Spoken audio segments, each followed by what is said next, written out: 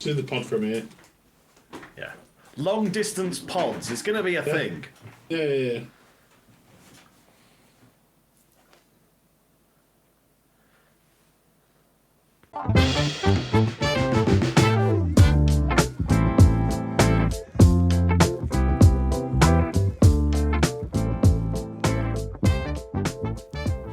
Hello there, friends, and welcome back to another episode of Football Manager Therapy. I am your host, Rich Owens. Joining me this week, we have the delightful D-Boy Plays, and we have the inevitable return of Jebaroo.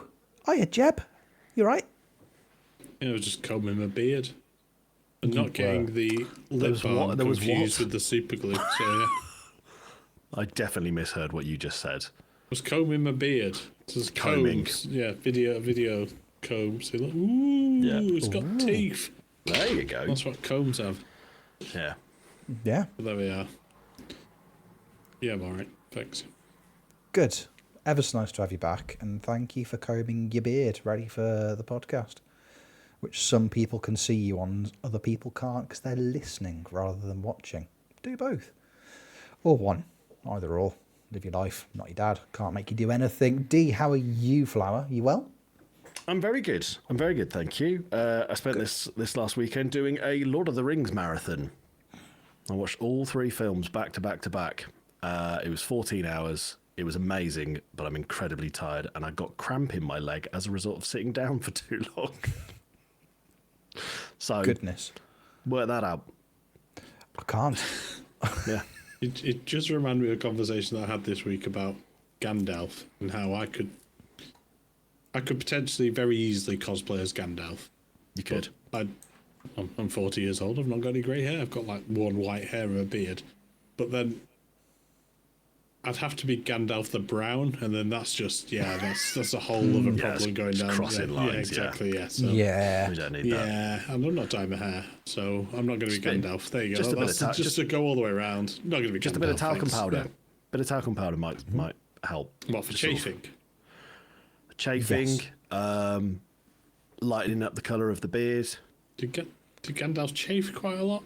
Famously. He was wearing loose clothing, so he shouldn't really. He spent a lot of time on horses, though, didn't he? He spent a lot of time on did. horses and just cutting about. And also, they walk a lot in that film. Yeah, he They wasn't really wearing do. sensible footwear, was he, either? So No, No. none of them were. And- I think hobbits famously didn't wear any footwear. They didn't. Didn't he? Oh, okay. No. Bare feet, Famously. mate. Famously. Oh, okay. Yeah. That's what I always think about hobbits. No feet. No No, feet. they have feet. No feet. They've loads of feet. Loads of feet. Loads of Too feet. much foot, really. Yeah. Okay. A big old amount of foot. In fact, with the chafing, I mean, D, you've just watched all three films back to back, and I'm assuming was it the director's cuts? Was it the long uns? We went for the longies, of course. You went for the big boys. Yeah. How often do you see them just stop and get a bath in those films? Never. At no Never. point does anybody wash. Mm-hmm. At no point do you even just see them sort of like stretch, readjust their rearranging, underwear. yeah. Yeah, none of it. I mean, No. fair enough. There's a lot of other, probably slightly more important stuff to put in the film, like trying to destroy the ring and all that sort of stuff. But it would have maybe detracted slightly from the storytelling if during like Aragorn's big rousing speech you could just see Legolas in the background just playing with his Rummaging. trousers, rummaging. You'd be like, it's not the time, is it, mate? Yeah. You're about to fight a bunch of orcs. I mean, Yeah. Gimli would have been ideal for. I mean, we've gone really on a tangent. We've gone rogue. It wouldn't be FMT if we didn't go on a tangent. Yeah. But yeah, Gimli would have been ideal for a bit of a rummage, surely. But there we are. That was a dwarf, wasn't it? He was the dwarf, yes. It was the dwarf, yes. He was a bit uncouth, you know. And it was, I don't know. Yeah. But yeah. Good. All right, Good. there we go. Yeah. So Thanks for listening, everyone. yeah, exactly. Thanks everybody. Everything's fine at home. Thank you for asking. Do you see the lad that did he did Frodo's Walk on Lord of the Rings, the online game, recently? He walked from the Shire to Mount Doom in the Lord of the Rings online game, and it took something like 11 real hours for him to do so. Just walking. That's quite from one short, place 'cause- to the Yeah, other. that's quite short. Yeah, I was going to say. Because we Googled it while we were watching the film. They walk approximately 1,800 miles, which is the distance from the south of Portugal to Hamburg. Two very specific places that have reference to where you are now. So. Exactly. Yeah. Yeah. Well, it's Land's End to John O'Groats twice. There you go. That's easy. Oh, there you go. Yeah, Yes, make it British. Sorry. Yeah. Well, that's got flags to paint. Sorry. yeah. Do they do that in the director's cut? Do you ever see, like Legolas just dismount his horse to paint a roundabout? Yeah. Constantly you see Aragorn stopping by roundabouts to paint the flag of Gondor on top of it to just sort of be like, this is the way. While we're on the subject of director's cuts as well, I got alarmed the other day because I put Sky movies on just in the background, and it was the normal cut of Blade Runner, and I've never seen that, and it's horrible. I was like, why are you narrating in that voice? Yeah. It's an awful watch. Yeah. Awful fun. What kind of voice is he doing? Is somebody doing accent? Is that the? I don't know. He's just doing a weird voice. It doesn't. Yeah, even Harrison sound like... Ford just speaks like Borat, and it really. Yeah. It's robots. There's a lot. There's a lot of that. Okay. Something to bear in mind, I suppose. Don't do silly voices. Don't narrate. Quite a little upset, Jeb. Don't talk about people on buses. Technically, yes, we do. Yeah, exactly. In a roundabout kind of. In a roundabout kind of way. See, this is it. I'm trying to segue you. Yeah. This is a segue. Let's get it back on the tracks. It is a segue. Honest, it is a segue. Yeah. Now, bear with us. Right, so buses have wheels. No, Football Manager. Look at us, however many minutes in we now are. Should we talk about Football Manager a little bit? Maybe that game that we've been talking about for ages, because we've talked about the state of Football Manager, and we've talked about the updates, and we've talked about the beta, and we've talked about the patches, and we've talked about the people's reaction to all of these things. What we haven't talked a huge amount about is actually us playing the game, because last week we answered everybody's questions about the game. Excellent questions, by the way. Thanks again, everybody. But we haven't actually talked about our experiences, I suppose, just sitting back and doing what we like to do and play Football Manager. D. Yes. Hello, darling. Hello. You've been playing quite a lot of Football Manager of late with a team which may or may not involve bus drivers. Certainly have. Talk to me. Talk to you. So this is all part of my ludicrous, detailed journeyman that I'm going to try and do this year. 26 in 26. I have to win the top league or cup in the 21 nations to have hosted World Cups. I've excluded Qatar because they're not in the game, and Russia for such an obvious reason.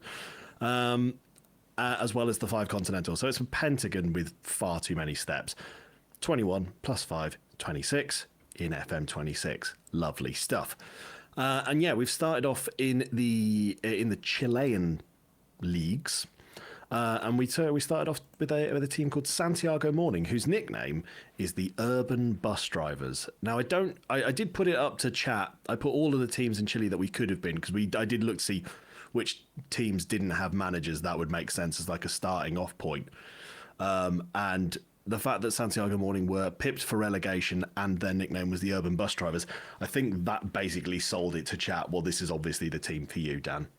And I agreed wholeheartedly. They were the team for me. So we started off in the second tier of Chile, and it's been really good fun, shall I say? It's been really good fun so far. Say it. Say it. Come on. Say it. We got promoted. We got promoted via the playoffs. As a team that were pipped in real life, we were checking on this quite a bit sort of throughout things, but in real life, Santiago Morning finished bottom of the Chilean second division. I think they got 29 points from 30 games. And we managed to finish the season. I will get the exact number for you. I want to say it was like 55 points, something like that, which was... It's 56 points, which is obviously a lot better. It's almost double what they got in real life. And I barely made any improvements to the team. But we did really, really well, got promoted. So I had a big old transfer window to basically try and replace everyone because the team, everyone's contracts were running out and everybody was bad at football. Let's put that. That's the nicest I can be with it. They were. I think the only players I had at the end of season 1 were my starting 11 because they were the only players in the team that were actually competent at kicking a football. In terms of like what was life going to be like in the top tier at least. But we started season 2 and we've actually been off to a really, really good start with things. We are 6 games into the league. The way the league kind of works in Chile is kind of, I suppose the nearest thing I can think it is similar to is like Scotland, if you've managed in the Scottish leagues. Yeah, obviously your pre-season is kind of a cup instead of, well, you have friendlies in there as well, but in and amongst your friendlies, you have cup fixtures for the Copa Chile Coca-Cola Cup, which I like. I like that it's a Coca-Cola Cup. I think that's quite fun. And I'm in a group with Colo Colo in the Coca-Cola Cup. So when we played Colo Colo in the Coca-Cola Cup, the Copa Chile Coca-Cola Cup, we drew. And I was very pleased with that because they're probably the most famous club. They're the only one in Chile that I could have named before playing in that division. They're the only one that sort of springs to mind. We drew with them, got wins against the other 2 teams, so we're top of our group, as it were. But 6 games into the league, won 6, drawn 2. We did lose to Colo Colo in the league, which was slightly frustrating that we completely fell apart in that game. But overall, it's been a very, very good start to life for us in South America, and I'm kind of hoping either we can achieve a cup win with Santiago Morning or one of those big boy jobs can come available and we can jump ship and have a load of cash to spend. I say a load of cash, it's Chile, it's like 2 million's a lot. But yeah, that's kind of where it's at the moment. That's where we are. There are some very good players that I've managed to find. A young lad called Tobias Andrada, who, if you're managing in South America, or even if you're managing in any league, I suppose, he starts off at Vélez and managed to pick him up for like 550k. And in terms of just what he looks like at 18, his mentals for an 18-year-old are really impressive. Like, they're like, as a player, he's very well balanced. Mentally looks great. Physically looks pretty decent as well. And already looks like he's going to be a bit of a beast. I will say that. So someone to look for as well, for anybody out there who wants a young Argentinian. And who doesn't? Who doesn't? Yeah, exactly. Always in the market. Always in the market for one, absolutely. But yeah, that's how Santiago Morning's gone. Like, the first season was a lot of fun. I thought we were going to just struggle beyond belief because that's kind of the nature. You take over a team that are pipped for relegation. You think, all right, every game we're going to be scraping draws. We formulated just a very odd tactic. It's like a 3-4-1-2, but it's got a right midfielder instead of a right wing back. But it's good stuff. Yeah, I know. It's 3 centre backs, 2 DMs and a left wing back, a right midfielder, a cam, and 2 strikers. Yeah, okay. What's happening? Drugged out, yeah. Yeah. 3. I've just flipped you off. 1, I didn't mean to. 2. That's all right. I'm used to it. But yeah, it's a fun little tactic. It's done its job. Tommy Espria, the right winger, not spelt the same as Faustino, but he's been excellent. Tommy's a different name, so.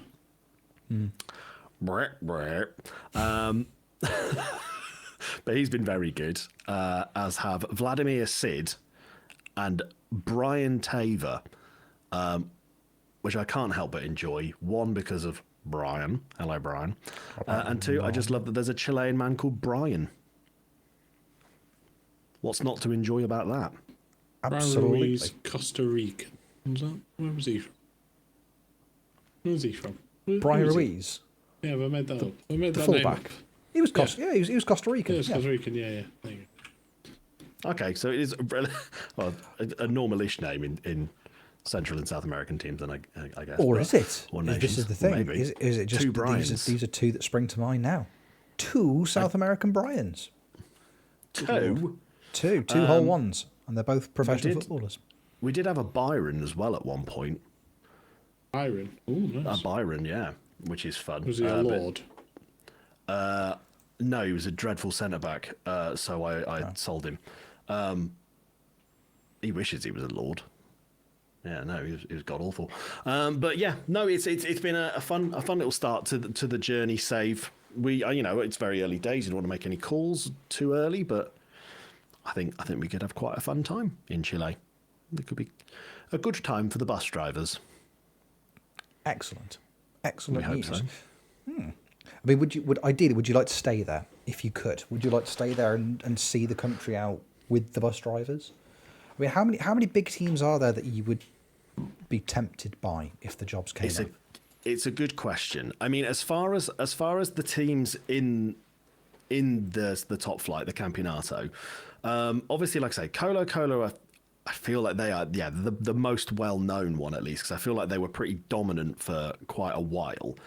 But Universidad de Chile have been rumoured to be they should have won the league last year, and they didn't, because the team I managed on FM24 when I did the network save with David, KJ, and Matty, I managed Everton de Viña del Mar in Chile.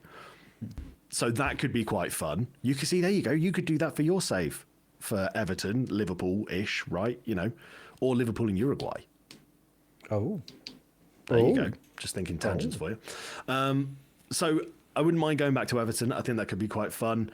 Colo, Universidad de Chile would be quite nice. There's not many teams that would turn my head. It would be very nice if we could achieve something with the Bus Boys. But again, it's one of those. I don't know how you guys have felt about it when you've done journeyman saves before. But do you try not to fall in love with clubs because of you're doing a journeyman save? Or do you actively think like, well, no, I don't mind if I fall in love with them because I can stay at them for as long as I want, and then when I'm ready to leave, I'll leave. It's just, I think it's, for me, it's a case of what it is you're trying to accomplish with the football club. Because Sure. if you, like with yours, for example, you're trying to win and you're trying to accomplish things in each country.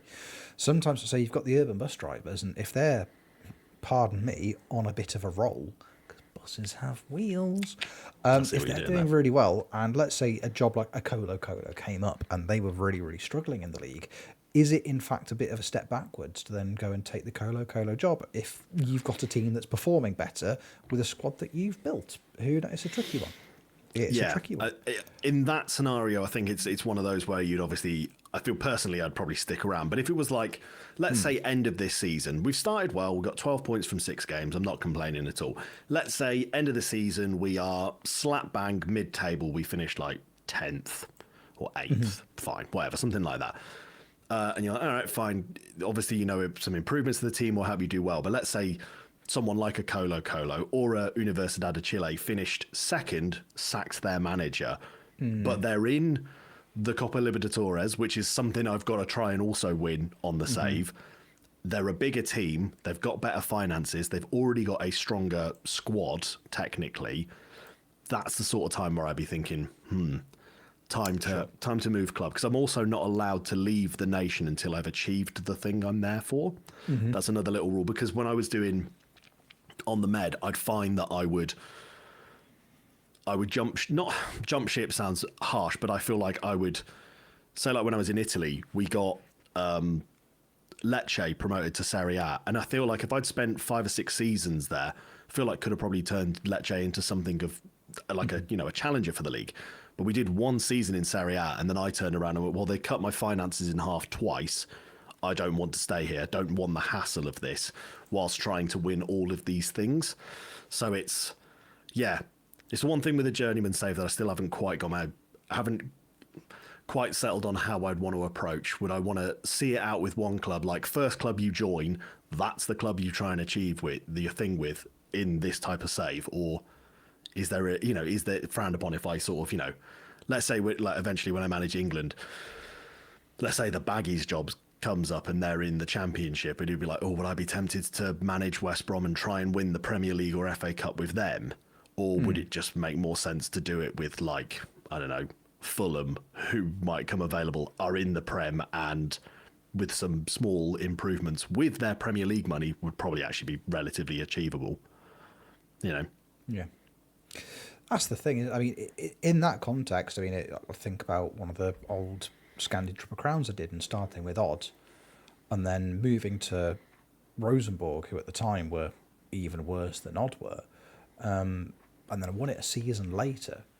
And I think that happened quicker, but had I not been struggling as much as I was with Odd at the start of that save, and just kind of, we were just very middle of the road, if that had been going better, I probably would have been more inclined to just not bother and stick with Odd, because if the overall objective is the same, win a league title or win something and move on, then if you've started to build something you feel a bit of an attachment to, then you can stay there, can't you? I suppose, Jeb, if we look at the early days of the network game, I jumped ship from Leicester very, very quickly, and then you ended up taking the Liverpool job couple of seasons later, but you'd built like your Wolves team in that network save. I mean, financially very responsible, but you also had like an absolutely fantastic squad. It was financially very responsible, especially when we got took over just before I left, and then I left. I've forgotten you got a takeover. Yeah, got a massive takeover. They had like 300 million and I left.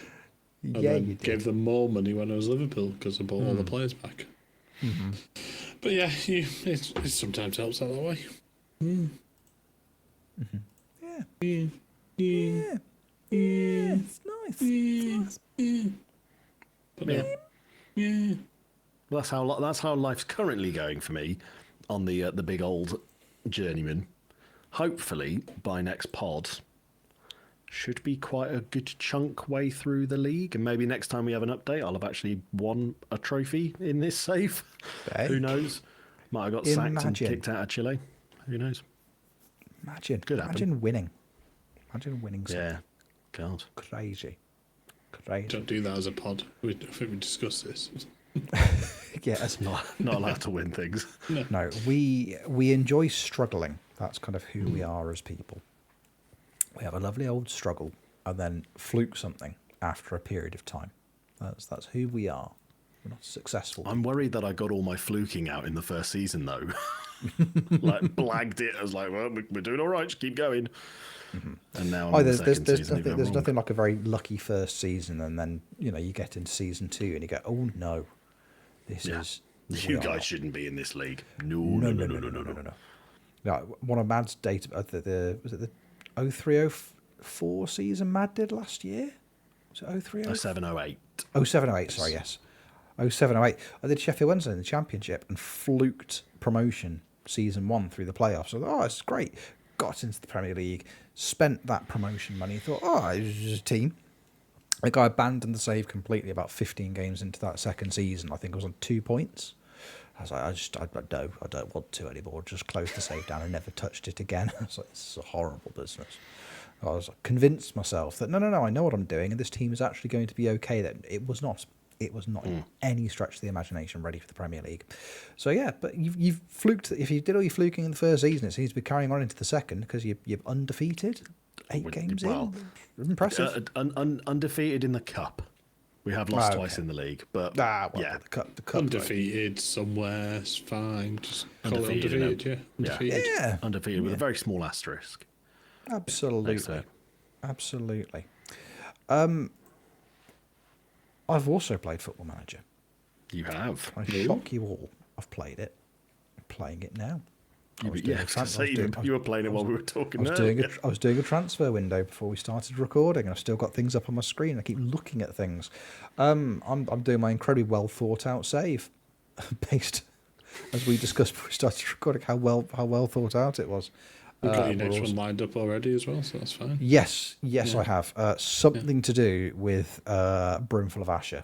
That's next season. Again, take the work backwards until there is a save we can. Every player that you got has got to have the number 45. Yes, and they're also going to be remixed by Norman Cook. So you have to sign Mario Balotelli at every club because he famously wears the number 45 all the time, and you can only win games by scoring goals from corners. Hop. You can only score, and you can only score on the 45th minute with people who wear the number 45 and are the age 45. Easy peasy. You can stick you into Fuse challenge. You've got a brimful of Asher challenge. Oh, fantastic. Good. Well, that's the plan for next year. I don't want to play this save anymore. I'm bored of it now. It's terrible. It's a save based around the Beautiful South song. Thanks to Dee and Jeb. They came up with the idea and I went, that'll do. And then here we are. Feyenoord, I like Feyenoord. Feyenoord are a fun club to manage on Football Manager. They're one of those teams that it's not, you are without question one of the better teams in your division, but it's such a close race between you and the other teams. It's not always as straightforward. So I like that as a setup. I think it's a lot of the clubs I managed last year doing What's the Story, similar kind of vibes. I think there weren't many absolute favourites that I took over in a league. A lot of them were kind of predicted to finish anywhere between like first and sixth. You'd go, oh, that's fair enough for most of those clubs. Did you manage Real Madrid? I did that right at the very end, yes. And Barcelona were the favourites in that division. I was going to say, were Real Madrid the only one you didn't win the league with as well? No, I won the league with it. I didn't win the Champions League with Real Madrid, despite them having all the good players that I'd previously signed. Aren't you? Rubbish. I'm terrible at How dare I host a podcast about it? But Feyenoord are good. I like Feyenoord. We have a good time. I picked Feyenoord because my logic at the time was I didn't know how much time I was going to have to stream the save over the course of the year, and I didn't want to get bogged down and end up spending 10 years in the Netherlands with somebody like Sparta Rotterdam. I didn't want to have to spend a decade trying to win the league with it, and build up from there. So I thought Feyenoord were a decent fit. Sparta Rotterdam were like top of the Eredivisie for the first 7 or 8 weeks of the season. Because of course they were. Like frustratingly, I looked at their team. We're gonna have a little read through some of the players that Sparta Rotterdam have on their books now, because they're household names, a lot of these players, to an extent. I say household names, they're not really household names. It used to be back in the day. They have got the likes of Football Manager legends Bruno Martins Indy. Remember him at Stoke? Yeah. Yeah, they've got Bruno Martins Indy. They've got the likes of Jonathan de Guzman as well. Remember Jonathan de Guzman? Remember him?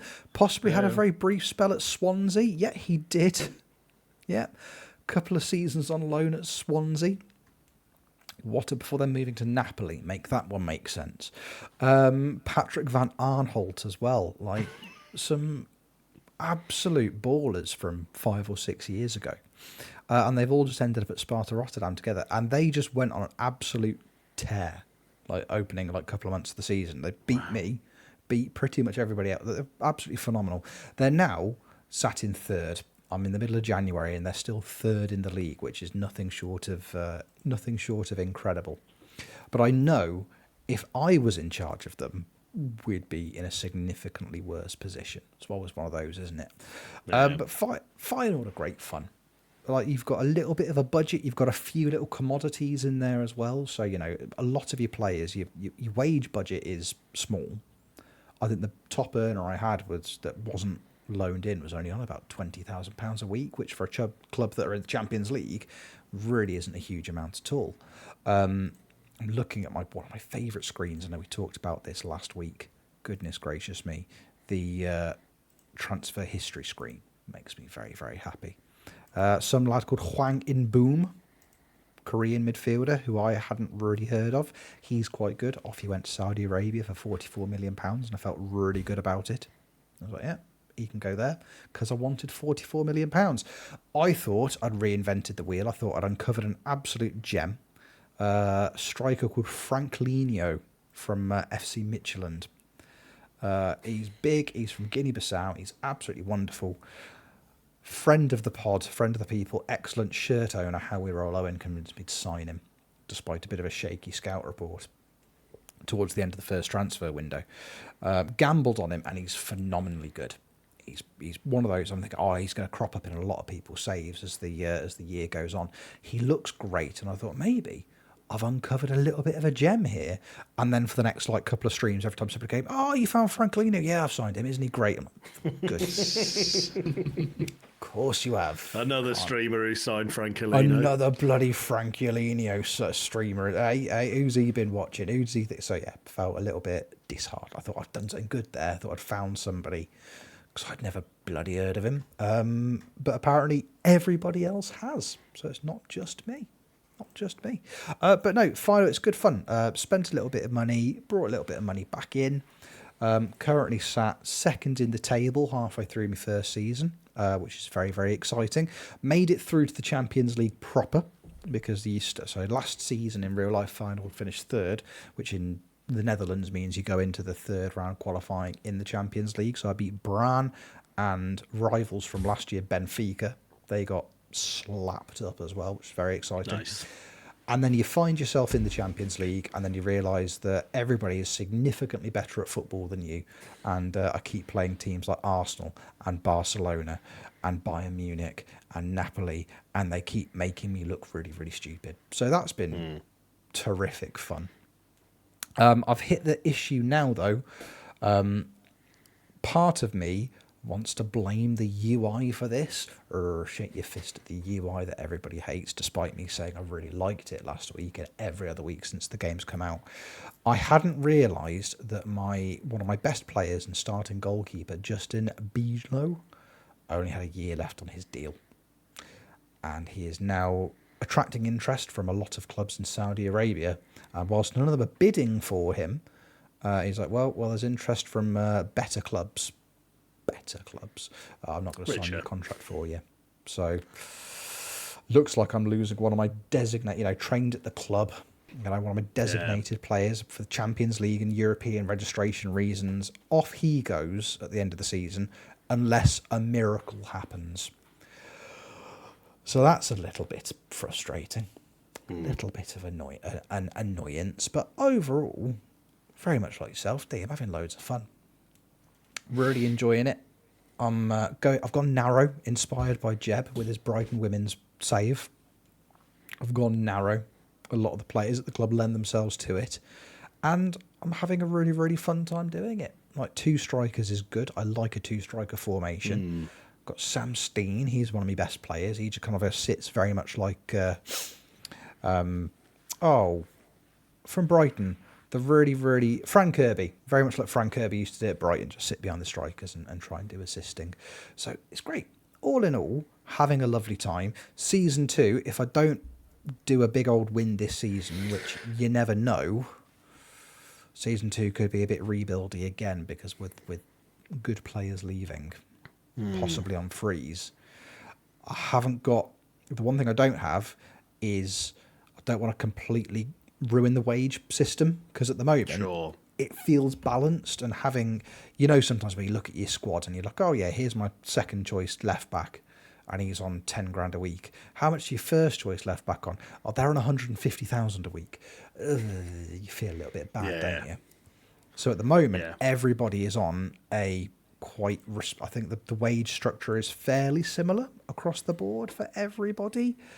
I mean, my highest earner's on 23 grand a week. Everybody else is somewhere between about 18 and 8. So that feels a little bit more balanced. So got all these players like, oh, we'd love to come and play for you. Like Rafinha, the Barcelona one, not the current Barcelona one, the former Barcelona one, because they're only allowed to have one Rafinha at a time.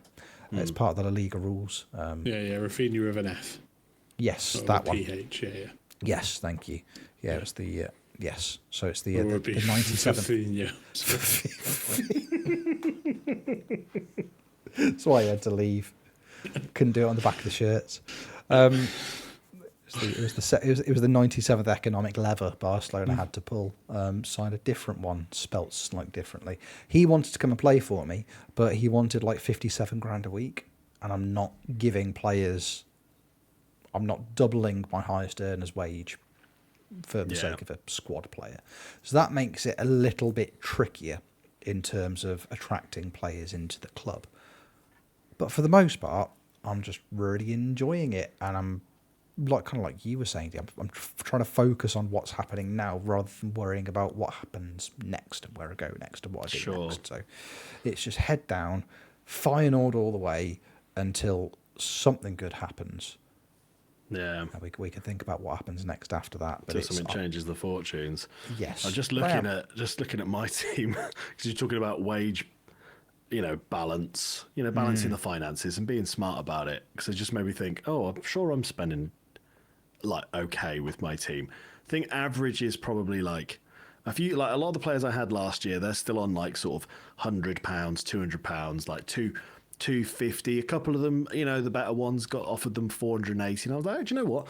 Not done badly, sort of keeping it all nice and balanced. And then I scrolled down and realised I'd signed a backup right winger. Mm-hmm. And so first choice right winger is on £480. The backup right winger, because I'm really good with finances, is on 1.1k. And then I've got a starting centre back who's on 1.2k. But everybody else that plays around him is on at most £400. So yeah. I'm really good with finances in this game. Mm-hmm. I like bankrupting a club before I leave them.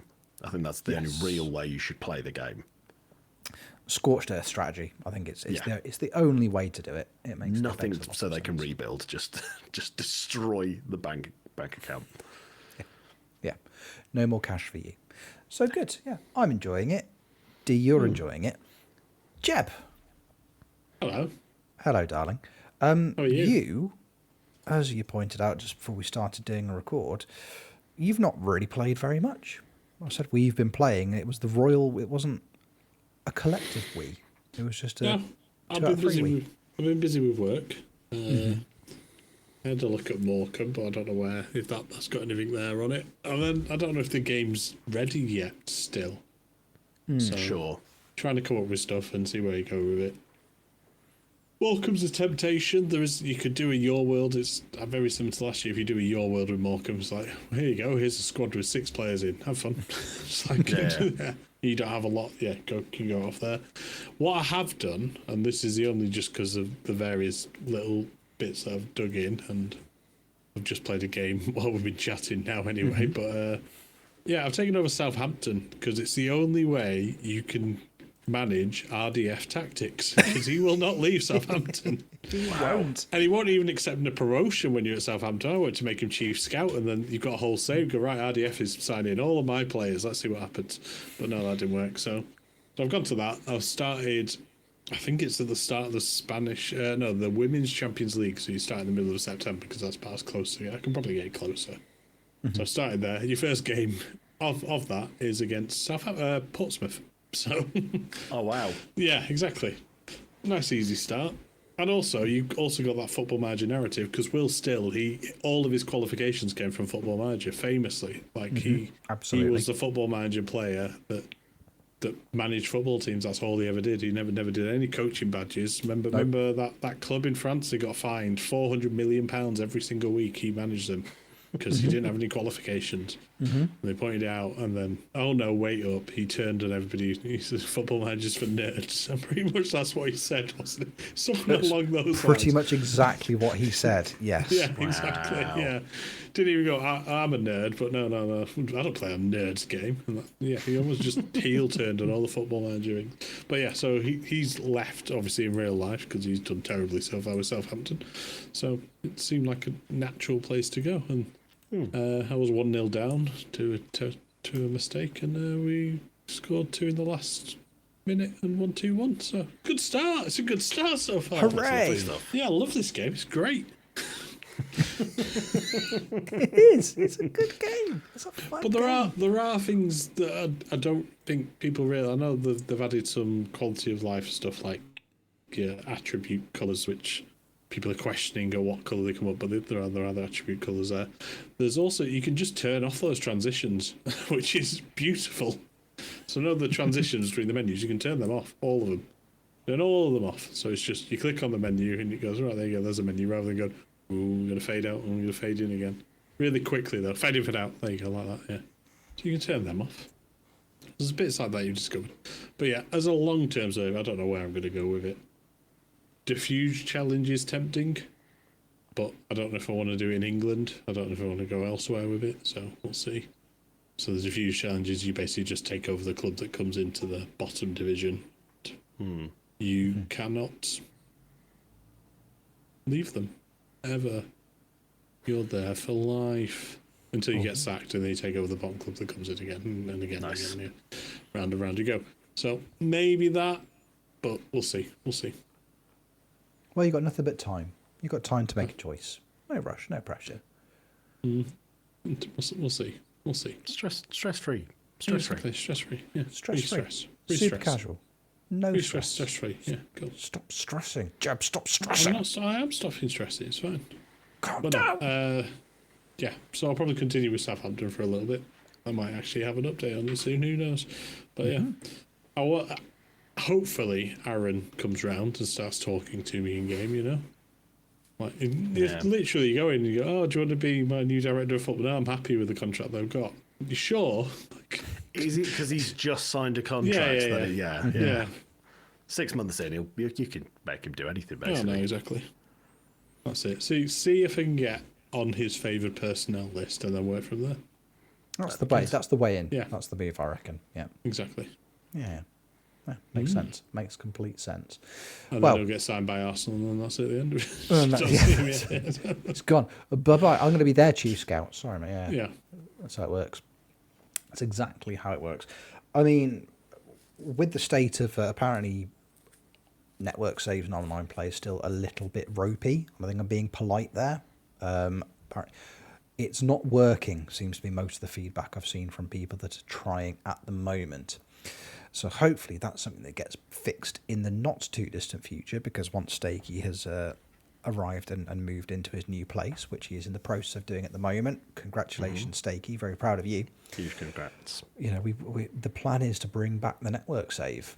And all I'm going to say is maybe all this time you're spending in the championship, some might say you're going to be trying too hard for the network save. Maybe you're going to, look at you getting in there early and learning all the players and learning the division. Effort. Sorry, Some people- sorry, I'm just going to spoil the network save. I'm at a bit of a disadvantage because I don't know the club that I'm managing, and you all support the club that you're going to manage. You know? Yeah, that's Oh, you know it. Yeah, I mean, you worked there, and what's changed since? Fair bit. Right, fair enough then. All right, Yeah. I'll take it all back. Yeah, there's. See if you could, based on what I said and based on what Jeb said, see if you can piece together what the network save is going to be. Yeah, I will what could say it there be? is some It's a sort of balance, mystery. though. Yeah, exactly. There What's is a some? balance My to it apparatus? because Yeah. the three teams aren't great. So Apparently not. Oh yeah. And the other team isn't great either, but that's real life. So That's we'll real see. life. Yeah. Yeah.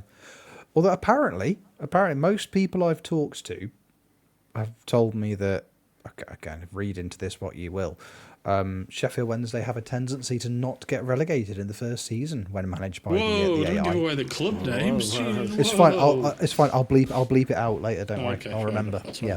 Yeah. I've made you're a going to mental bleep out note. every time someone says Sheffield Wednesday. Yeah. No. I'll be honest with you, D. I'm not going to bleep it out at all. I know you're not. Yeah, I think everyone kind of realised that. As has been policy since day one, if it's in the recording, it's in the recording. Apart from maybe one thing once. Apart from, actually, no, twice. One of those times was my son throwing up down the stairs the night of the very first pod recording. So good. Yeah, you So can't leave that good. in. Images that are just burnt into my brain. Lovely stuff. There we go. Piece it together from that. If you can. Yeah, Columbos. just figure out What a who it is, yeah. mystery. I mean, I've just played one of the teams and beat them, so there we are. Well, there you go. Huge. But as we learned, Oh, that's from the network- steaky. Oh, wow. God, I'm giving it all away now. And Oh, one of us is no. wearing a hat with their team on. exactly. So Yes, I'm going to be managing Le Fix, yes, the championship club. I'm not French. wearing a hat. I'm starting unemployed. nice. For the audio listeners, Jeb is wearing a hat, and it's a It's a Jamiroquai hat. Jamiroquai hat. It's a Jamiroquai hat from earlier. Remember, lads. Remember. Callbacks, baby. We're on fire. We're on fire. But you know what? It's cool. The nice thing for me is that the game's being played. And I like that. I like the fact Yeah. that we're just getting a bit stuck in there. It I mean, feels, I can't wait to stream it personally, so I can put a really controversial title. Yes, definitely Like, controversial. yeah. Definitely I think I'll controversial. definitely go for that. So it'll probably just say this game, and then we'll go from there. Perfect. Yeah, that's the move. Yeah, controversy creates cash. Or And for those viewers, that are I don't listening know. at home, I want you to all know that I put that beep in. So enjoy that. say well done. Yeah, Thanks, Jeb. Appreciate that. no, that's good. Look at her. Yeah, thanks. I appreciate it. Oh, living our lives, playing the game the way it was Speaking of intended to be games. played. Speaking of games, I know. Speaking of games, I've got one for us to play. I've got a little game for us to play. I've just opened the tab that I thought the game was on, and for some reason, it's just showing me the Donkey Kong Jungle Beat Mongo controller. Why are you looking at that? No idea. I just want. Yeah, I was wondering if Pele ever played it. Right, so I've got a series. I've got what we're going to do. I've got 3 questions. I'm going to take it in turns to answer. They're multi-part questions, but I've got 3 topics, shall I say. You're going to take it in turns, one by one, and there might be a tiebreaker at the end because one person will answer one question, one person will answer the other. Depending on how they do, there may be a tiebreaker at the end of it. I think D was the winner last time we played a little game on the podcast. Am I correct in saying? I think D was the champion of game. Lovely. So, darling, you, D, have the choice. Would you like question number 1 or question number 2? No, like question number 3, apparently. So I think that's the tiebreaker. it's still harsh. Yeah, it's harsh. I'll take question number 2, please. Question number 2. Lovely stuff. D. Question number 2. I would like you to name for me, please and thank you. You get, just before we ask the question, point for each correct answer, and you have 3 lives.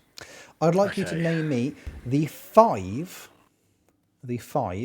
top scoring German players in the history of the Premier League.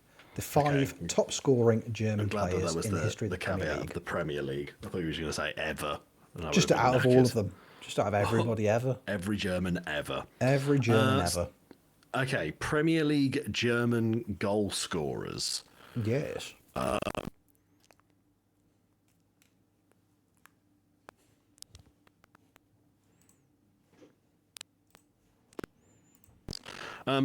My first guess is going to be Kai Havertz.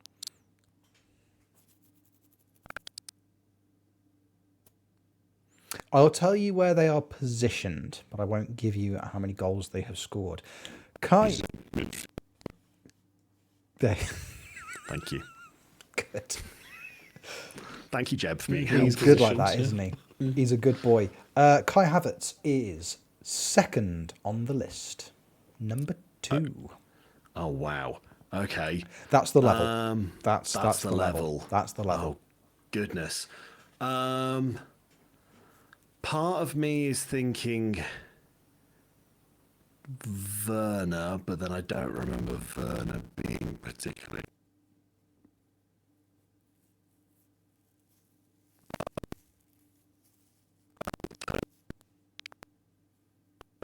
Throw out is going to be. Oh, that's not a bad shout at all. Dietmar Hamann, you say? 15th on the Yeah. list. It's not a bad shout. Chuffing hell. There's some distance between so I've you got and the my top 5 distance. there. So you've gone for 2 and you've gone for 15. So you need to find Brilliant. the sweet middle ground. And I've got to get the top closer to the 400 that have done it. Is that what it was? Yeah, top 400. Okay, brilliant. Oh goodness. Would Meza have scored a lot of goals? I mean, he was the assist man. Don't think he might be in there. I'm thinking out loud to avoid dead air. I've thought of Timo, but I don't think he's scored a boatload. Am I missing any painfully obvious Germans? Leroy Sané, I don't remember being. Oh, no, actually, do you know? Is this a rogue? I'm going right. I'm going to say Leroy Sané. You've gone rogue. You frighten me. You absolute animal. Leroy Sané. It's number 7 on the list. Oh! Wow. 2 lives gone. 1 correct answer. Goodness Yeah. gracious me. Yeah, I know. Who'd have thought? I don't have ball knowledge. I don't have ball knowledge. You It's do, horrendous. how dare you do? Who's a banker? Come on, let's pop one of the. Who's a banker One for you? topic at a time. I can't name bankers and footballers. Okay. Who works in finance, D? Who also plays in the Premier League? There are 7 of them. Germans who've scored goals. Oh, good. I mean, at this point, okay. Well, hang on now. Actually, Klinsmann. Was Klinsmann Jürgen around long enough in the Premier League? Jürgen Klinsmann. I mean, we thought Leroy Sané was a rogue shout. Jürgen Klinsmann is less of a rogue shout. He is number 5 on the list. Oh, God. I feel like I'm missing really obvious players, and it's awful. Who was the German that... Podolski. I'm going to go Lucas Podolski. I believe he played for Arsenal for a fair few years and was a forward. Big puddles. Once a day. Just go sit. He does, and that is a good. That's the post-football career dream move. Just kebab really restaurant good. owner. Kebab restaurant owner. Lucas Podolski is number 9 on the list. D. Number 9. I know. This is awful. I'm so sorry, listeners. This is dreadful for me. So that's a big 2 points for D. Am I allowed to know the rest of the top 5? I will some tell you. guesses. I Some will. guesses. Jeb, do you want to Well, throw what's some your guesses out? Yeah. Gundogan.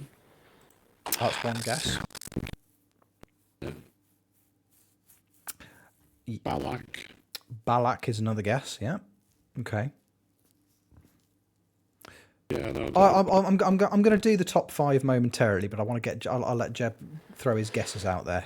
Give me one then more, I'll- Jeb. You would have gone for. I'm going to put Ozil in there because.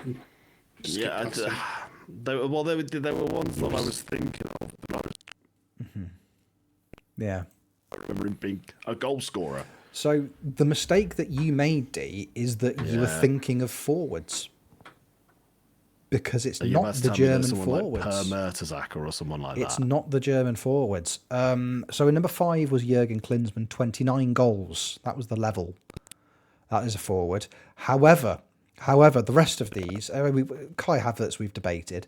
4th on the list, Pascal Gross.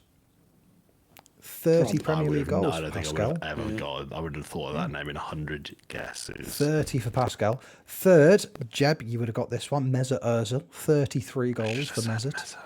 I should have said Mesut. And then number 1 on the list with 45 goals, when he wasn't injured, Silky Ilky Gundogan. Really? Yeah, That's a lot of goals. That actually Still in the Premier League. I mean, considering he was at City for a very long time. Still there now. He's not there now. Isn't he? I'm sure he's good. He went. No, he he- or left. did He went to. Came back. Did he go to Barcelona? Went to Barcelona for a He went to season, I Barcelona. think. Then he came back, and now he's gone again. He's at Oh, yeah, he's a Galatasaray. Galatasaray now. Yeah. Some of the other names just. So the names you Timo Werner, 12 goals. What's the point? What's the point? Kev's favourite. He is absolutely adores him. Absolutely adores him. Where's Ballack there? Michael Ballack, he is goodness gracious me. Where are you, Michael? He 11th, 17 goals.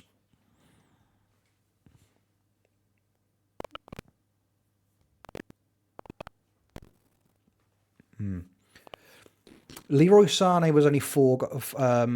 Number 6, Rossler. Remember you Rossler?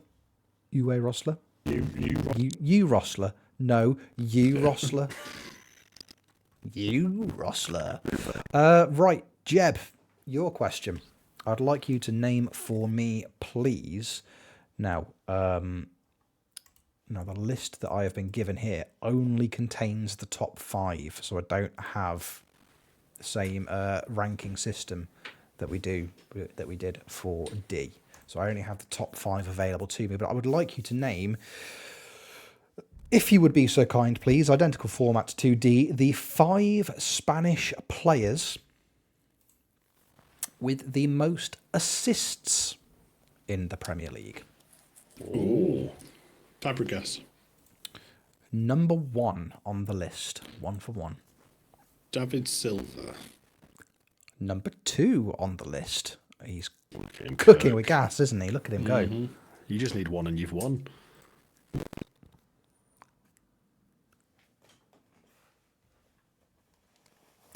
Xavi Alonso is not on the list. He's not, is he?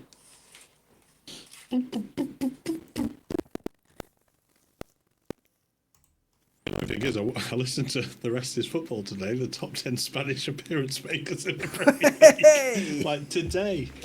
Because they had Alan Shearer hosting it. We're definitely not robbing the format from them in any shape or form. Absolutely not. We're robbing No, the no, format no. from the same people they've robbed the format from. Thank you very much. Yeah, sure. Is he long enough? Jesus Navas? Jesus Navas. Wonderful shout. It's not on the list, but I love it. Love it as a shout. Yeah, it's a great shout. Yeah, thanks. This is the sudden death guess. Because otherwise we have to go to question 3, which is the tiebreaker. Yeah, it could do.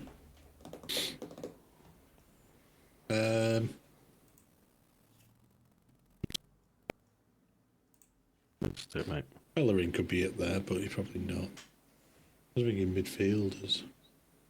Do midfielders like strikers? There's not many people that strikers who are assist makers. Torres was greedy. He wasn't greedy in his Chelsea days, though. Yeah, go on. Fernando Torres. Accurate, was significantly less greedy in his Chelsea days compared to his time at Liverpool, where he just scored all the goals. Effort.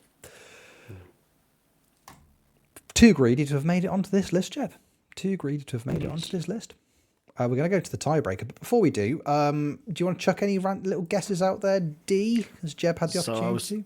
I was trying to be clever, and I was like, all right, I'm going to write some guesses down as we go along, and literally every name I wrote down Jeff said, so I was crossing them out as he was going, like, well, he's already done that one. Well, he's not in there. Other Spaniards that might be assist heavy. Trying to think of yesteryear. Oh, Juan Mata. Oh, yeah, there you go. Is Juan Mata someone that might have got an assist or 4 in his lifetime? And then also follow up one as well. Okay. Okay.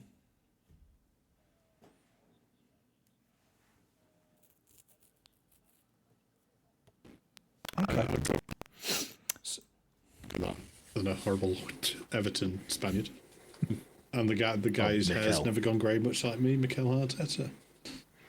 Those would be 3. Yeah, they're 3 ones. Those to would be check out 3. there.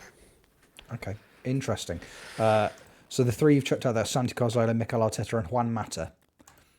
Those are the other 3 on the list, yes. That's ridiculous. That's ridiculous. Oh, goodness me. The numbers, so ironically, I mean, Fabregas, 111 assists, absolutely ridiculous numbers. David Silva, 93. Juan Mata, one of my that era of Premier League football, I love Juan Mata. I think he was absolutely phenomenally. I think he was criminally underrated at every club he played for in the Premier League, Chelsea and United. 52 for Juan Mata. Arteta, 42 assists for Everton and Arsenal. I think that was just through longevity more than anything else, because he was just there for so bloody long. And then Santi Cazorla, 35 assists, so not obscenely high numbers. But still, that is incredible. A hell of an effort. The tiebreaker we have, we've got a tiebreaker here. We'll do it in a sudden death penalty format. The tiebreaker here. I'd like you to take it in turns, please, to name for me, and just to stretch it out a little bit, any of the top 10 all-time appearance makers for Bayern Munich. We've gone abroad for this one. Gone abroad. God. Any of the top 10 all-time appearance makers. I can only apologise how I'm going to be on this. I'll put it this way. I've looked at this and I've gone, horrendous. I know at least 4 of those names. Okay. There are 10 of them, so who knows? Who knows? D, you went first in the previous round, so you can go first in this one. Any of the top 10 all-time appearance makers for Bayern Munich? I'm going to go for Thomas Müller. Thomas Müller is the number 1 appearance maker for them. Yes, congratulations. You are on. Thank you very much. Thomas Müller. Thank you. Jeb, your rebuttal. Philippe. Philip Lahm, short for Lamb Chops. Number 9 on the list. Philip Lahm, 9th all-time highest appearance maker for Bayern Munich. D, back to you.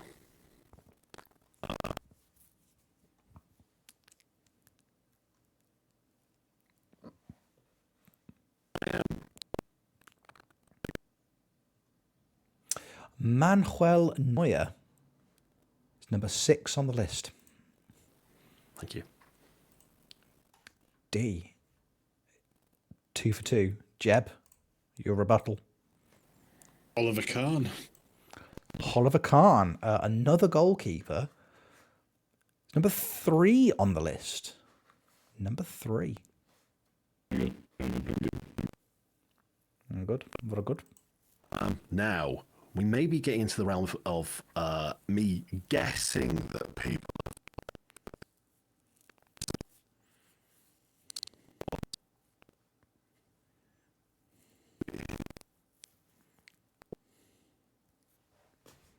If you're going to Harry Kane, because I do. It's not Harry Kane. It's not Harry Kane. He's Is it not Leroy there. Sane? Oh, yes. You're thinking of Leroy Sane. It's not Leroy Sane. And do you know what's really helpful when you're trying to think of someone's name is someone saying several names at the same time? Mm-hmm. Do I go for a rogue?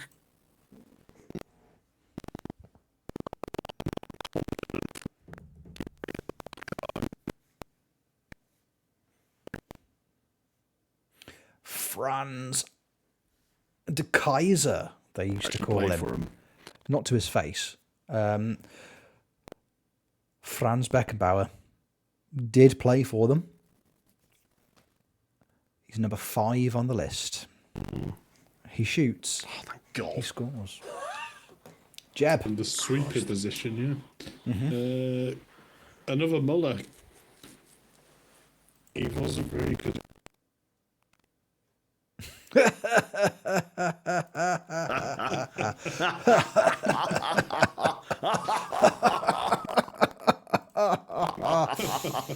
He's number 4 on the list. Yeah. Thanks. Yeah. Oh God.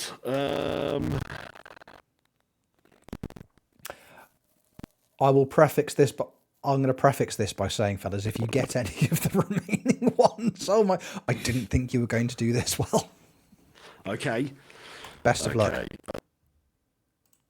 they are all from forever ago, and we really have absolutely zero chance of name.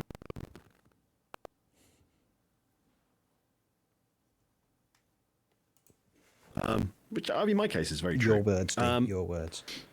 I know so little. I'm pretty confident it's not on the list, but I'm going to just say it anyway because it was someone I was thinking of. Kimmich. Joshua Kimmich. He is 13th on the list. It's close. Jeb. Chance to win.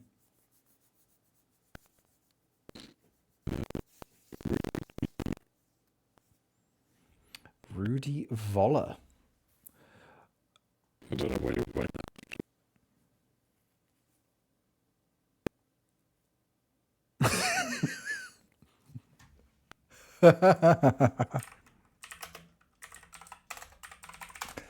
So, I am typing. Because, yes, Rudi Voller didn't even play for them once. Yeah. There we go. You just named an old German, and I respect that as an approach. Yeah, I respect it as an approach enormously. Yeah. If you, what I will do, if you both miss with your next guesses, I've got a sudden death decider for you both. Don't worry. Just to stop this from being a 3-hour long podcast as we just name German people. Dude, I feel like that's all I've done, really, for this. Everyone needs a hobby. This pod is name Germans. It is. It's literally all I've done is name It Germans. really is. It really Do is. I know any? I mean, spoiler alert. Yeah. Any Germans? Let's go for everyone's favourite player who Pizarro. Claudio Pizarro. He did. He absolutely did. He did very much so. He did not make enough to make it into the top 25, unfortunately. Yeah. Because he wasn't there. I think because he was there for a bit. It was post-Chelsea. Oh no, it was pre-Chelsea and post-Chelsea. 174 appearances the first time and then 50 the second time around. So not enough to be on that list. Jeb, I feel like you're going to win here. Jeb, your guess? It's annoying me.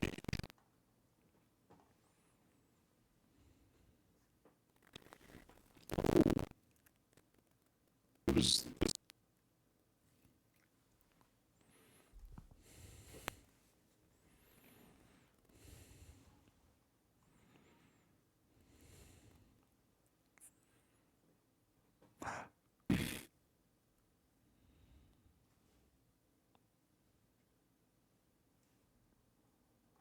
Can see his face. Oh, what's his name? Nope, not gonna get it. So I'll just go Leon Goretzka. It's not Leon Goretzka. I can tell you. Yeah, he's not in the top 25. Now, the reason I picked Bayern Munich is that I thought there were enough red herrings that might throw people, because I know there was a lot of quite famous players that were there for a very long time. Players like, for example, Robert Lewandowski, but he only just makes it into the top 20. Lothar Matthäus as well. Again, but he 18th for Lothar Matthäus. Plays like front. Go on, chuck one out, just for funsies. Bastian Schweinsteiger is 11th on the list. See, because the ones like that, I thought that. I'm so proud of you, you big drug addict. I'm so proud of you. Oh, bless you. Honestly, I thought there were enough players like that but you got all the comparatively well-known ones. You smashed it. The ones you missed out on, Bernd Durenberger, me neither. You say that, but I had for years. I had a massive Klaus Orgenthaler poster on my wall. In at number 8. In at number 7, George Schwarzenbeck. I don't know. And then 6 was Neuer, Beckenbauer 4th, Gerdmuller 4th. Sorry, Beckenbauer 5th, Gerdmuller 4th, Oliver Kahn 3rd, Sepp Maier was your man in 2nd place, and then Thomas Muller. Sepp Maier. Yeah, man. Big old Sepp Maier. Now, here's your tiebreaker. We said earlier, Thomas Muller, number 1 on the list. Big Thomas. Obviously, has now moved on to the Vancouver Whitecaps. But for your tiebreaker question, D, I will come to you first. In total, how many appearances did Thomas Muller make for Bayern Munich during his career? Closest wins. I was going to say, do you want us to write down numbers so we don't do horrible one above or one below? Oh, yes, Yeah, if you that's could, actually that would be... Yeah, very well, go on, good yeah. If idea. you've got something to write with, use your phone, use your pad of paper next to your computer. I've got my notepad. He's got his notepad. I'll do some filler music. I'm going to make it as That, they won't pick up the as copyright for that, will possible. they? I need to write one more digit and then I'm ready.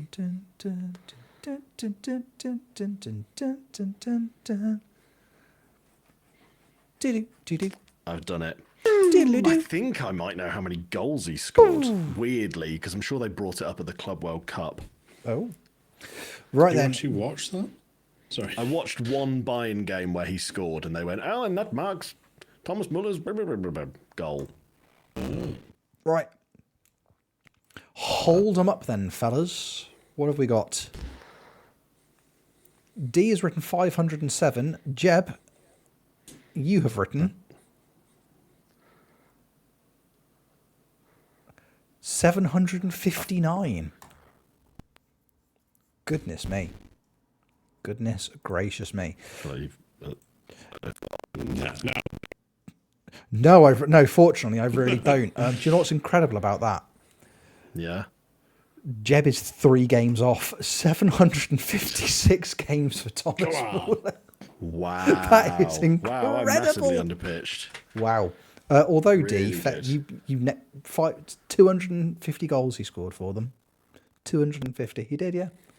Wow. Incredible. There you go. We're both clever then, aren't we? There you go. Everyone's a clever boy. Sure, For the purpose of the quiz, Jeb is the winner. Congratulations, Jeb. You did. I'm very happy for you, Jeb. Well done, mate. Slightly better than D. He is slightly better than me, just in general, I think. How dare you? How dare you?